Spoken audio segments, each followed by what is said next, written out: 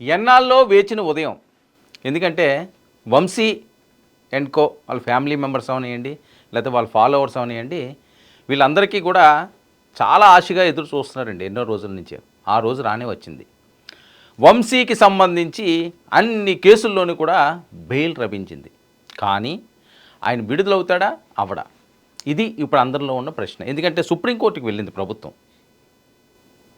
వంశీ మీద. సో అక్కడ దీనికి సంబంధించి రేపు హీరింగ్ జరగనుంది. మరి ఈ నేపథ్యంలో వంశీ విడుదలైపోతారు, ఇదిగో విడుదల అదిగో విడుదల, మరి కాసేపట్లో విడుదల అని చెప్పి పెద్ద ఎత్తున ప్రచారం జరుగుతుంది. అయితే సుప్రీంకోర్టు కానీ దీని మీద పాజిటివ్గా కానీ స్పందించకపోతే మళ్ళీ ఆయన విడుదల అవ్వడం. నకిలీల పట్టాల కేసులో సుప్రీంకోర్టుని ప్రభుత్వం ఆశ్రయించింది. మీరు ఎలా ఇచ్చేస్తారు బెయిల్ అని. అంటే ఎన్ని నెలలు పెట్టి వంశీ జైల్లో మొగ్గుతున్నారో చూస్తే తెలుస్తుంది. ఆయన చూస్తే తెలుస్తుంది ఆయన ఫేసు. ఇదిగో విడుదల ఆనందం కనిపిస్తుంది, కానీ ఇప్పుడు అలా లేడు. ఆయన చాలా దారుణమైన సిచ్యువేషన్లో ఉన్నాడు. అసలు చూడ్డానికే వంశీ అని ఎవరైనా చెప్పాలి. ఆయన్ని అలా రోడ్డు మీద తీసుకొచ్చి నుంచోబెట్టి ఏదో వల్లభనేని వంశీ ఈయనే అని చెప్తే, ఆహా వల్లభనేని వంశీ ఈయన అన్నట్టుగా ఉన్నాడు ఆయన. కానీ ఒకప్పుడు వల్లభనేని వంశీ అలా నడుచుకుంటూ వెళ్తున్నాడంటే అందరూ రే వంశీ గారు రా అనేవారు. కానీ ఇప్పుడు ఆ పరిస్థితి లేదు. ఆ పరిస్థితి ఎవరు తెచ్చుకున్నారు, ఎందుకు తెచ్చుకున్నారు, ఎలా జరిగింది, ఎవరి తప్పు ఇందులో ఉంది, అధికారం ఉంది కదా అనో లేకపోతే ఎవరినో మెప్పించడానికో మనం ఇష్టం వచ్చినట్లుగా చెలరేగిపోతే ఈ రకంగానే ఉంటుంది. కళా విహీనం అయిపోతాం, కళ కోల్పోతాం, క్యారెక్టర్ కోల్పోతాం, నలుగురిలోనూ చులకనైపోతాం, సమాజంలో ప్రశాంతంగా తిరగలేం. ప్రతి మనిషి కూడా గుర్తుంచుకోవాల్సిన అంశం ఇది. ఏదో ఒకరోజు మనకి వర్కౌట్ అయిందో లేకపోతే మనకు రోజు మంచి రోజు వచ్చిందో అని చెప్పి ఆ రోజే ఇంకా మన చివరి రోజులాగా ఆ రోజే ఇంకా జీవితాంతం అంతా ఉంటుంది అన్న విధంగా ఎవ్వరు ప్రవర్తించినా ఒక వల్లభనేని వంశీయే దానికి ప్రత్యక్ష నిదర్శనం, ఒక గుణపాఠం కూడా అయ్యే పరిస్థితి.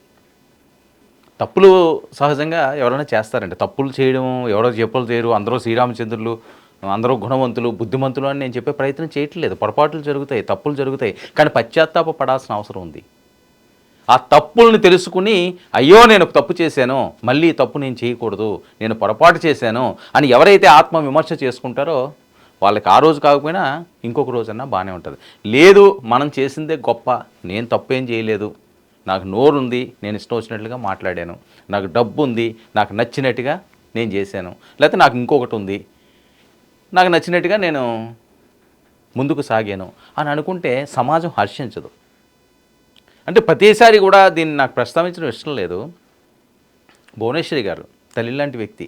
నేను చాలాసార్లు చెప్పాను, తల్లి లాంటి వ్యక్తి అంటే లోకేష్ గారికి తల్లి అని కాదండి. పెద్దరికం ఆ వయసు ఉన్న వాళ్ళు ఎవరన్నా అమ్మతో సమానం అంటారు, ఎవరో మీ తండ్రి వయసు ఉన్నట్లా అంటారు, మీ తాత వయసు ఉన్నారా అంటారు, మీ చెల్లి వయసు అంటారు, లేదా మీ అక్క వయసు అంటారు, వరుసకు కలుపుతారు. అంతేగాని లోకేష్ గారికి తల్లి మాత్రమే తల్లి అని కాదు. ఆ వయసున్న వాళ్ళు ఎవరన్నా సరే అమ్మ స్వరూపిణియే, ఎవరైనా అవనియండి. విజయమ్మ గారు కూడా అంతే. వంశీ గారు వాళ్ళ అమ్మగారు ఉంటే ఆవిడనే అలాగే అంటారు, తల్లి వయసు ఉన్నారా అని. మరి అదన్నా గుర్తెరగాలి కదా. ఇంట్లో మనం తల్లిపాలు తాగి పెరిగిన వాళ్ళం కదా. తల్లి లాలించి పాలించితేనే మనం ఈ స్టేజ్కి వచ్చాం కదా. ఆ తల్లి వయసు ఉన్న వ్యక్తిని ఆ రకంగా మనం మాట్లాడితే ఇంకా సమాజంలో ఇంకా ఏం మెసేజ్ ఇస్తున్నాం మనం? పోనీ మనం అనామకులం కాదే, అక్షరాస్యత లేని వాళ్ళం కాదే, ఎక్కడో కొండ కోణల్లో పుట్టి పెరిగి బయటికి రాలేదే, సమాజంలోనే తిరిగాం, ఒక ఉన్నతమైన కుటుంబంలో నుంచి వచ్చాం, ఆర్థిక పరంగా అన్నీ తెలుసు, చదువుకున్నాం, కానీ జ్ఞానం లేదు, విజ్ఞానం లేదు. క్షణిక సుఖం కోసం అండి ఇదంతా. ఏంటంటే క్షణిక సుఖం. ఆ రోజు ఈ రకంగా చేస్తే అదొక సరదా. అసెంబ్లీలో ఒక నవ్వులు, కేరింతలు, ఆహాకారాలు, దాన్ని ఏదో పెద్ద ఘనకార్యం చేసినట్లుగా ఒకరికొకరు అభినందించుకోవడాలు, నైట్ పార్టీలు చేసుకోవడాలు బాగానే ఉంటుంది. పార్టీలు చేసుకున్నంత వరకు బాగుంటుంది, ఆనందపడినంత వరకు బాగుంటుంది. కానీ దాని పర్యవసానం ఏదైతే ఉందో అది కానీ మనకి అటాక్ అయిందనుకోండి, పరిస్థితి వంశీలా ఉంటుంది. పరిస్థితి వంశీలాగే ఉంటుంది. ఎవరైనా, వంశీ అనే కాదండి, ఎవ్వరు ఇలాంటి బుద్ధి తక్కువ పనులు చేస్తే, వాస్తవంగా శృతి మించిపోతే, గతి తప్పితే, సమాజంలో మనం అనే మాటను మర్చిపోయి వేరే రకంగా ప్రవర్తించాలని చూస్తే ఇన్ని బాధలు పడాల్సిన అవసరం వస్తుంది. పాపం వంశీకి కూడా ఇబ్బందే, ఎవరికన్నా కష్టమే. ఎవరో జైల్లో ఉండకూడదు, ఎవరికి ఇబ్బందులు రాకూడదు, ఎవరికి ఆరోగ్య సమస్యలు రాకూడదు, ఎవరో ప్రాణాల మీదకి తెచ్చుకోకూడదు, అందరూ బాగోవాలి, అందులో మనం బాగోవాలి అనుకోవడంలో తప్పు లేదు. కానీ తప్పు జరిగినప్పుడు కావాలని తప్పు చేయడం వేరు, యాదృచ్ఛికంగా తప్పు చేయడం వేరు. ఇది కావాలని చేసిన తప్పు అన్నది భగవంతుడు వీళ్ళకి వేసిన శిక్ష అంటున్నారు వాళ్ళు. తెలుగుదేశం పార్టీ శ్రేణులు అంటున్నారు కర్మ రిపీట్స్. ఎందుకు కర్మ రిపీట్ అవుతున్నది? అందరికీ ఎందుకు అవ్వదు, కొంతమందికి ఎందుకు అవుతుంది? పాపం పండింది అంటే ఈ రకంగా ఉంటుంది అని. సరే, ఇప్పుడు బెయిల్ వచ్చింది, బెయిల్ వచ్చినా ఇది ఒక టెన్షన్.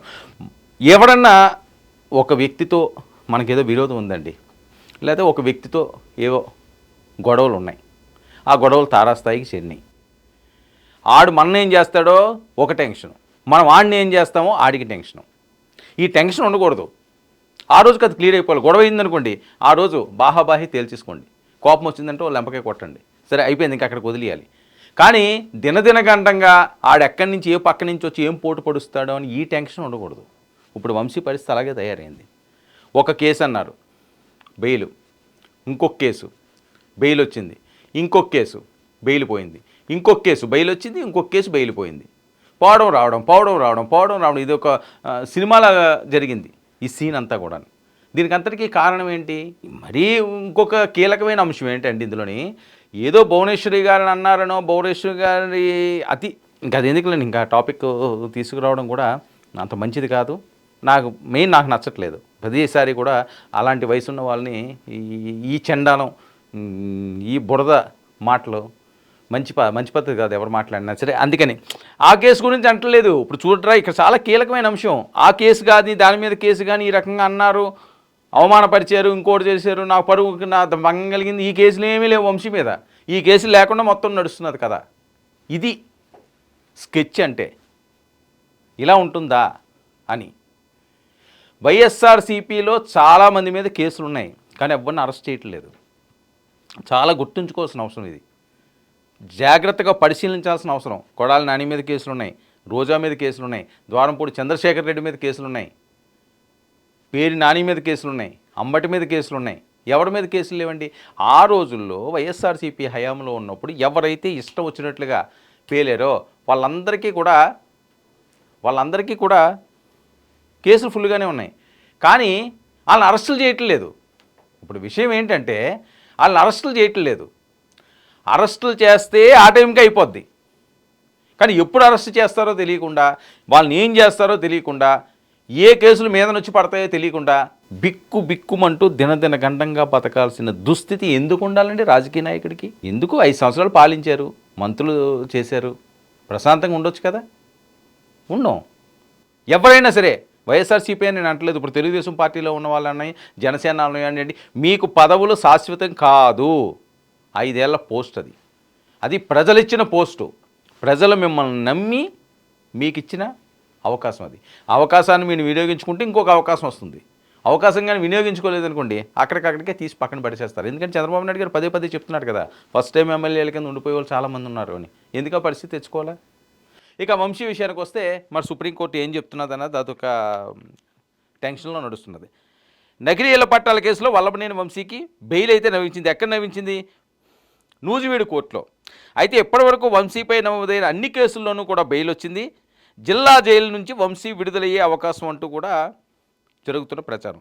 అయితే వంశీ బెయిల్ను రద్దు చేయాలని ప్రభుత్వం సుప్రీంకోర్టులో పిటిషన్ వేసిందండి. ఉన్నత న్యాయస్థానానికి వెళ్ళిపోయింది. ఇక్కడికి వెళ్ళిపోలేదు, ఉన్నత న్యాయస్థానానికి వెళ్ళిపోయింది. మరి ఆ పరిస్థితి, మరి అక్కడేం చెప్తారు, అక్కడేం డైరెక్షన్ ఇస్తారు? ఏదైనా సరే వంశీకి ఇంకా గుడ్ డేస్ రాలేదేమో అని అనిపిస్తుంది. విడుదలైతే మంచిదే.